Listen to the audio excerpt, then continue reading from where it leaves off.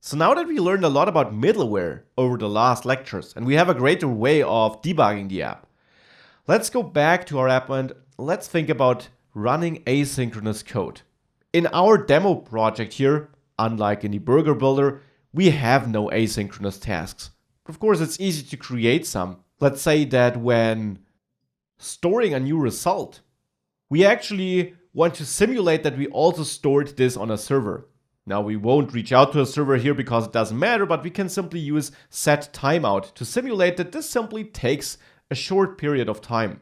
And we want to update the store after this completed, let's say. The same for delete result. So essentially, we want to create asynchronous code or actions here. Now, as I said, the reducer function has to run synchronously. You cannot add set timeout here because set timeout, which as you know, takes a function and then the timing, let's say 2 seconds. Here, you can't return the new state in there. It doesn't work. That's not how JavaScript works. This function only gets executed after 2 seconds. The switch statement will be done by then. You can't return in there. So typically what you would do, you would return a promise which calls resolve inside of set timeout after a certain period of time, but your reducer just doesn't expect to get a promise. So there is just no way you can execute asynchronous code in here.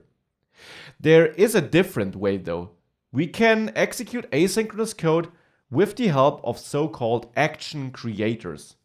So let's dive into action creators first, before we then learn how we can utilize them to execute asynchronous code.